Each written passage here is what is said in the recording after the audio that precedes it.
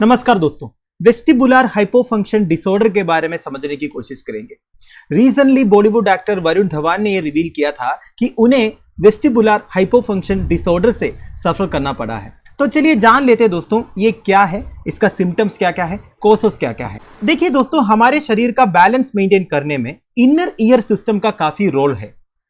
अगर inner ear system में थोड़ा सा भी प्रॉब्लम्स होगा ना, तो हमारे शरीर का जो बैलेंस है वो बिगड़ जाएंगे। बेसिकली हमें चक्कर आ जाएगा और हम गिर जाएंगे, हमें पता नहीं चलेगा कि कैसे खड़े रहना है। तो इन्हें कॉमनली ईयर बैलेंस बोलते हैं दोस्तों। ये जो वेस्टिबुलर हाइपोफंक्शन डिसऑर्डर है, ये ईयर बैलेंस से रिलेटेड एक प्रॉब्लम है दोस्तों।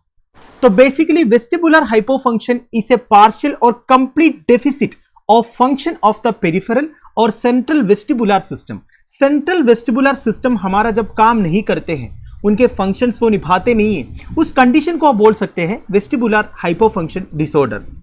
तो बेसिकली हमारे कान के अंदर एक सेंसर रहता है जो हमारे सेंस ऑफ बैलेंस के रिगार्डिंग ब्रेन को सिग्नल्स भेजते हैं। जब ये सेंसर ठीक से काम नहीं करेंगे दोस्तों, तो वो एरर मैसेजेस भेजेंगे ब्रेन को, तब ये डिसऑर्डर होता है। मैं आपको थोड़ा सा डिटेल में समझाता हूं। सबसे पहले इनर ईयर एनाटॉमी समझते हैं दोस्तों। देखिए, inner part of the year को इनर ईयर बोलते हैं।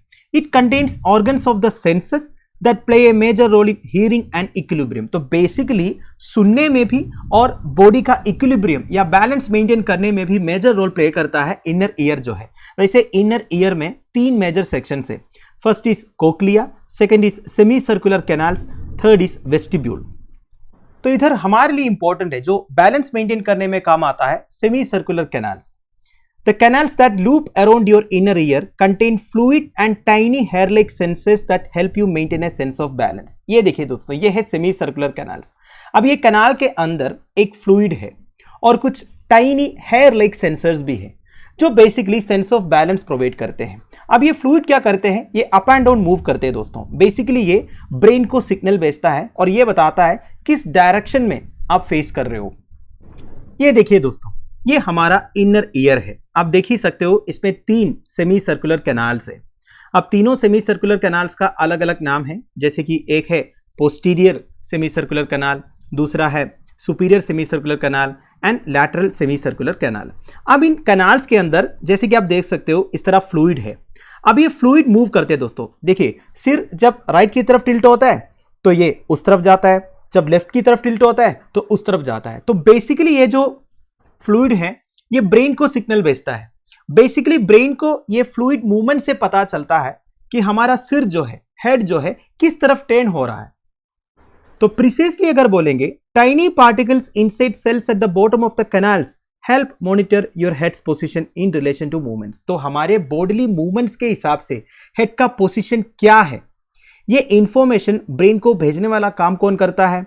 सेमी सर्कुलर कैनाल्स के बॉटम में जो टाइनी पार्टिकल्स है। फॉर एग्जाम्पल, अगर आप गाड़ी में हो या फिर लिफ्ट में हो या फिर कोई ऐसे फिजिकल एक्टिविटीज कर रहे हो जिसमें आपका हेड का मूवमेंट बहुत ज्यादा हो रहा है, तो ये ब्रेन को बताना पड़ेगा बेसिकली हेड का मूवमेंट इतना इसलिए हो रहा है कि हम ऐसे एक्टिविटीज कर रहे हैं। तब ब्रेन अपने आप एडजस्ट करेंगे, समझ रहे हो आप। पर अगर इनर ईयर सिस्टम किसी भी वजह से काम नहीं करेंगे तो ये सिग्नल्स जो है ठीक से सेंड नहीं होगा, ब्रेन को पता ही नहीं चलेगा कि हेड का मूवमेंट इस तरह इसलिए हो रहा है। तब हमें डिसनेस फील होगा, हमारा बैलेंस पूरा बिगड़ जाएंगे। तो ईयर बैलेंस इश्यू के अलग अलग वर्जन है, उसमें से एक है वेस्टिबुलर हाइपोफंक्शन डिसऑर्डर। ये कब होता है? जब इनर ईयर का वेस्टिबुल सेक्शन ठीक से काम नहीं करेंगे। बेसिकली उधर कुछ इंफेक्शन होने से या फिर पुअर सर्कुलेशन होने से ये डिसऑर्डर हो सकता है दोस्तों। अब वेस्टिबुलर हाइपोफंक्शन डिसऑर्डर होने से क्या क्या कॉन्सिक्वेंसेस है? नंबर 1, क्रोनिक डिसनेस, आपको बहुत ज्यादा चक्कर आ जाएगा।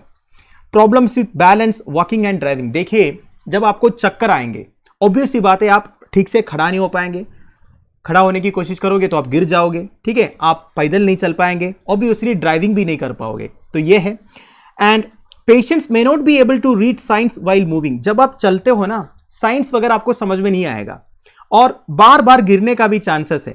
How difficulties walking in the dark or on uneven surfaces. Uneven surfaces में आप ठीक से चल नहीं पाएंगे, मतलब आपको पता ही नहीं चलेगा कहां पे क्या मूवमेंट करना है।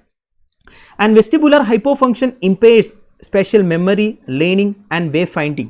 तो आपके मेमोरी, लर्निंग कैपेबिलिटी, ये सब थोड़ा सा अफेक्ट हो सकता है, ठीक है। And persons with bilateral vestibular hypofunction are more severely affected than those with unilateral vestibular hypofunction. देखिए, दो तरह का वेस्टिबुलर हाइपोफंक्शन डिसऑर्डर है। वन इज यूनिलैटरल, जब एक ही कान में होगा। बाइलैटरल मतलब दोनों कान में जब प्रॉब्लम होगा, ठीक है, वो तो और खतरनाक होगा। अब दोस्तों, वेस्टिबुलर हाइपोफंक्शन के अलावा और एक most common inner ear problem है, वो है BPPV, that is benign paroxysmal positional vertigo. इसे शॉर्ट फॉर्म में वर्टिगो भी बोलते हैं, आपने शायद सुना होगा। ये मोस्ट कॉमन है दोस्तों in people over the age of 60, but it can affect people of all ages also. मुझे खुद ये प्रॉब्लम हुआ था दोस्तों।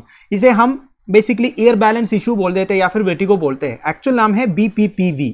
ये कैसा होता है मैं आपको बता देता हूं। मैंने आपको इधर बताया था, canals that loop around your inner ear contain fluid and tiny hair-like sensors that help you maintain a sense of balance। तो बेसिकली सेमी सर्कुलर कैनाल के अंदर एक फ्लूइड है और टाइनी हेयर-लाइक सेंसर्स है। तो ये हेयर-लाइक स्ट्रक्चर्स में छोटे छोटे कैल्शियम क्रिस्टल्स रहते हैं। इसे ओटोकोनिया बोलते हैं, ध्यान दीजिएगा, ओटोकोनिया।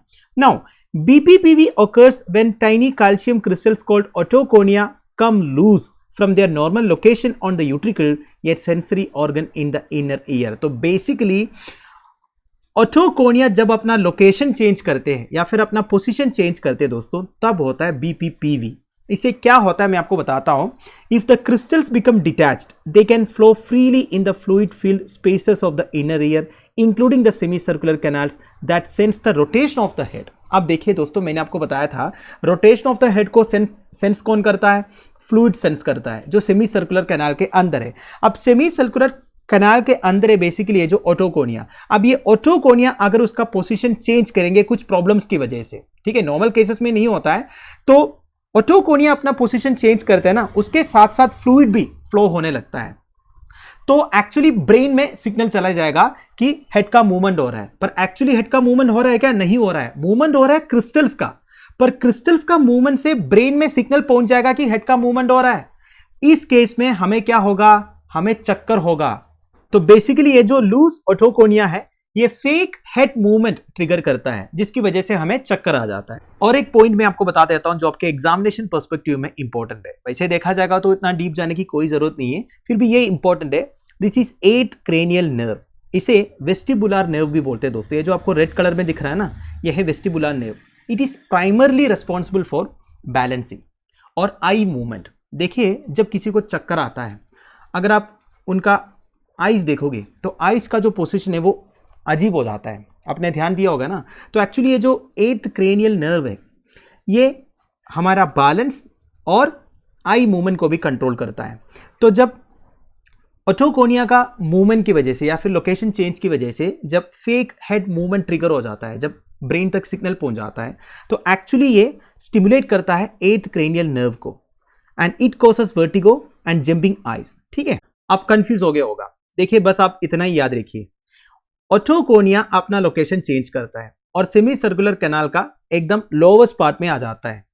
तो ओटोकोनिया के साथ साथ फ्लूइड का भी मूवमेंट होता है। तब क्या होगा? एक फेक हेड मूवमेंट ट्रिगर होगा, जिसकी वजह से हमें चक्कर आएंगे। तो ऐसे केसेस में एक नर्व स्टिमुलेट होता है, इसे बोलते हैं 8th क्रेनियल नर्व या फिर बैलेंस नर्व। समझ गए? तो दोस्तों, दैट्स इट। आप मुझे कमेंट बॉक्स में प्लीज बता दीजिएगा, इस तरह के जो लेक्चर्स है, जो कुछ डिसीज से रिलेटेड है या फिर कुछ डिसऑर्डर से रिलेटेड है, हमारे बॉडी से रिलेटेड है, ये आपको इन्फॉर्मेटिव लग रहा है या नहीं लग रहा है? इस तरह के वीडियोस में आगे भी बनाऊं या नहीं? ठीक है, तो आई होप आपको ये वीडियो इन्फॉर्मेटिव लगा होगा। Thank you for watching. Bye bye, have a nice day.